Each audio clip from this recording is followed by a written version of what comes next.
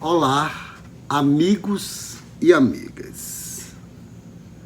A crise da ditadura continua. Nós chegamos ao final do nosso vídeo anterior falando da abertura política. E a abertura política culmina com as eleições de governadores dos estados, eleições diretas em 1982. Por quê? Porque o governo viu que a ditadura estava fazendo água, abre para a eleição direta de governadores. Depois de comemorar o maio de 1981, em que um sargento do exército é morto com a bomba no colo, com o evento de 1º de maio de 1981, hoje nós vamos falar sobre as eleições de governadores de 1982. Mas antes de prosseguirmos, vá aqui embaixo em nosso canal, se inscreva. Além de se inscrever, aperte o sininho para receber nossos vídeos em primeira mão. Bom, depois da grande, diria assim, abertura política, com a refundação dos partidos, o Brasil queria votar para presidente da República, para governador, para prefeitos de capitais, porque vocês, quem não sabe, fique sabendo, até 1985, nós não votávamos diretamente para presidente de... prefeitos de capitais e prefeitos de áreas de segurança nacional, como a ditadura militar chamou, cidades aspas ricas, como São Francisco do Conde na Bahia, Camaçari na Bahia, as capitais no Brasil inteiro. Não tinha eleição de prefeito, quem indicava era o governador de plantão, eleito também e indicado pela ditadura militar. 1982 é um grande ano, é o ano do retorno às eleições diretas para governadores do estado. A Bahia, depois de muitos anos de vários governadores eleitos indiretamente, nós vamos ter eleição direta. O então governador da Bahia, Antônio Carlos Peixoto de Magalhães, indica como governador do estado Clériston Andrade. Mas acontece uma fatalidade com Clériston Andrade. Clériston Andrade morre num acidente de helicóptero, de avião, morrendo com ele deputados federais, estaduais. E toda a discussão era quem será o substituto de Clériston Andrade. E o substituto de Clériston Andrade não é nada mais, nada menos do ex-deputado, ex-prefeito de Feira de Santana, João Durval Carneiro. Dizem os entendidos da política de então que Afrísio Vieira Lima era tido como o candidato certo para substituir Clériston Andrade. Eis que Antônio Carlos Magalhães passa a perna em Afrísio e lança João Durval. É aí que dizem a história da política da Bahia que começa o racha de Gedel Lúcio Vieira Lima com Antônio Carlos Magalhães. Antônio Carlos Magalhães elege João Durval. Do outro lado estava Roberto Santos, Valdir Pires, que viria a ser governador em 1986.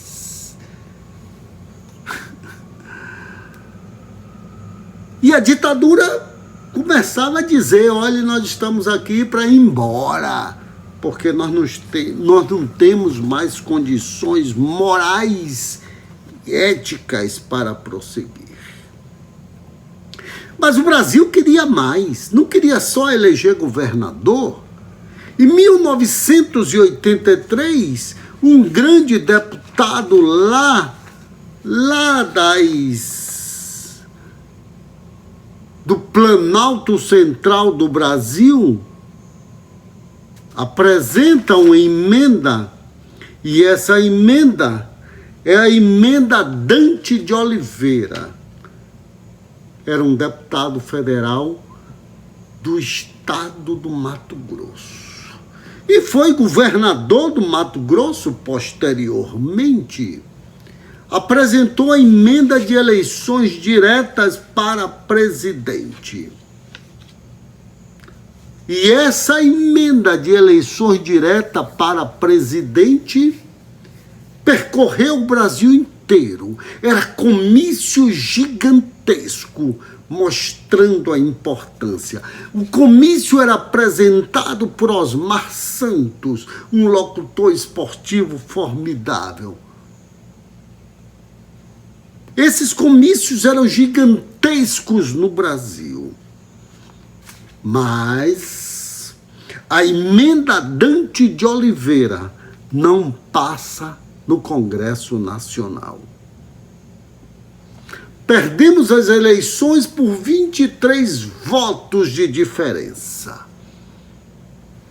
Consequentemente, as eleições que iriam ocorrer em 1985 iriam ocorrer no Congresso Nacional.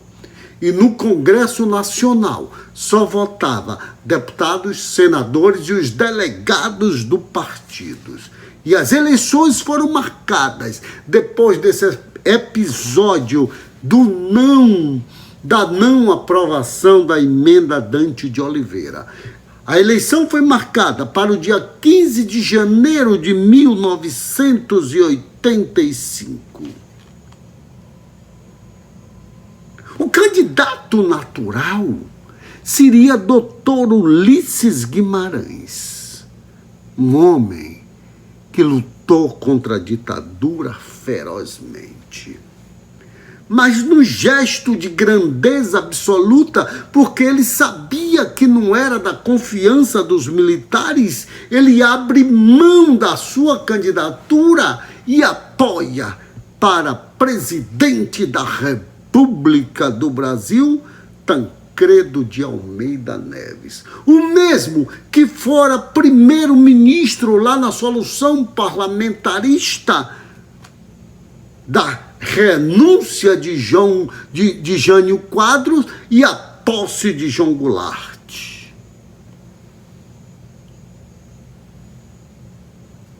E Tancredo Neves conversou com Ulisses, um homem que pensava além da mediocridade da política brasileira, aceita a candidatura do nosso Tancredo Neves.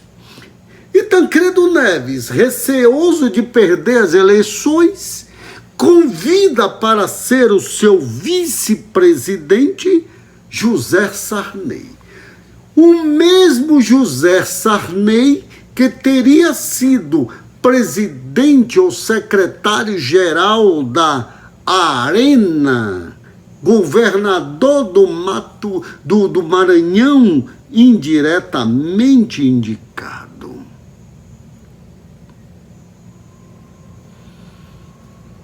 Ulisses Guimarães, num gesto de grandeza absoluta. E Sarney traz com ele toda a trupe dele, a CM, traz Marco Maciel, toda a arena, toda a parafernália arenista. Em 1984 aconteceu um episódio muito interessante na Bahia. O ministro da Aeronáutica, Délio Jardim de Matos, veio inaugurar o aeroporto de Salvador, reinaugurar, porque ele já existia desde a Segunda Guerra Mundial. Veio reinaugurar o aeroporto de Salvador.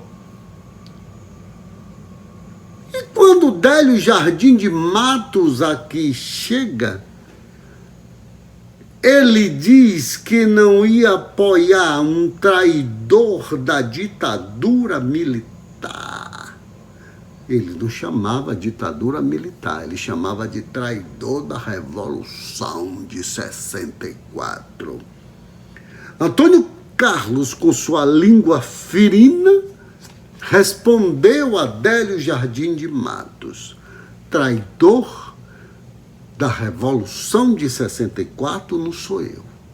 É quem apoia um corrupto para ser presidente do Brasil. E sabe quem era esse corrupto?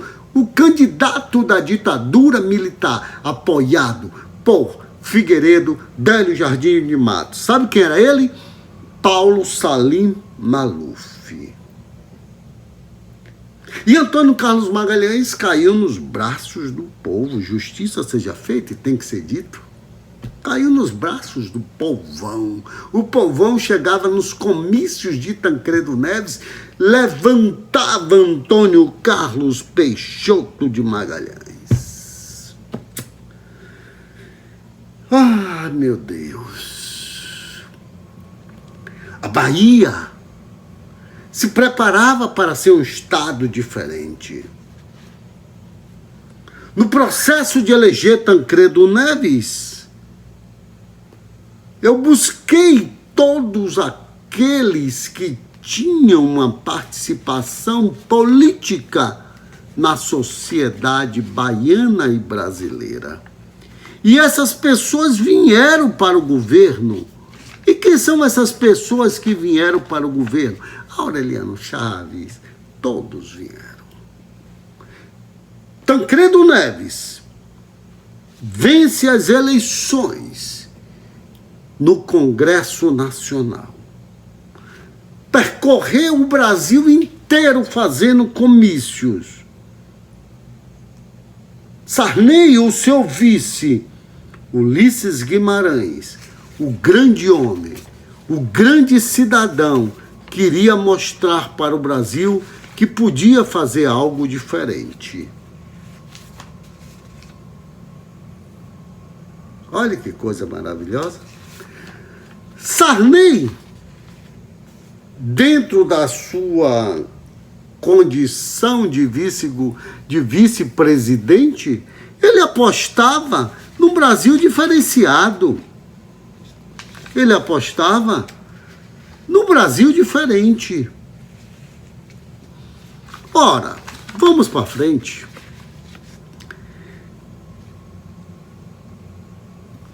Em 1985 é convocada as eleições. O nosso querido Tancredo vence as eleições com mais de 200 votos de frente. Uma vitória estupenda, uma vitória maravilhosa. A ditadura empolvorosa. Essa vitória foi tão estupenda que mudou-se a nova forma de ver a administração pública no Brasil, Esse período ficou conhecido na história do Brasil como a Nova República. Sarney, um homem de moral ilibada, Sarney convoca todos para participarem de um novo governo. Tancredo Neves, um homem também de uma moral ilibada, também convida o povo a participar. E o que é que acontece? No dia 14 de março de 1985. 14 de março de 1985, eu trabalhava no Banco do Brasil em Aporá. E às 6 horas da manhã eu acordei com a notícia que Tancredo Neves fora hospitalizado com uma doença chamada diverticulite. Tancredo Neves não toma posse. Foi hospitalizado, internado no Hospital de Base de Brasília, depois muda para o Hospital de São Paulo. Tancredo não toma posse. E quem toma posse no seu lugar, quem toma posse é o José Sarney, o vice-presidente eleito. Mas o que é que dizia a Constituição brasileira? Nos casos de vacância no poder, assume o presidente da Câmara e convoca eleições. Novamente, Dr. Ulisses Guimarães, num gesto de grandeza absoluta, porque sabia que também não era da confiança dos militares, ele abre mão e apoia a posse de Tancredo Neves. E os militares abraçam Tancredo. Tancredo não, o José Sarney. E José Sarney revelou para muita gente que naquele momento ele sofria de depressão. Ele não queria ocupar a presidência da República, mas mesmo assim, com pressão dos militares para não querer a posse de Dr. Ulisses, ele assumiu. Ele assumiu a presidência. E quando ele assume a presidência, o Brasil estava completamente à mercê da ditadura militar. Porque os militares não queriam o Dr. Ulisses presidente. Consequentemente, o Sarney assume a presidência. Depois de um período de convalescência, foram 37 dias hospitalizado, o nosso querido Tancredo Neves vem a óbito, falece no dia 21 de abril de 1985, assumindo definitivamente a presidência da República, José Sarney. O Brasil inaugurou neste período o que se chama de Nova República. E nós vamos lhe contar no próximo vídeo como é que acontece o fim da ditadura militar, a posse de Sarney, a Constituinte e as eleições de 1989. Um grande abraço e fique com Deus.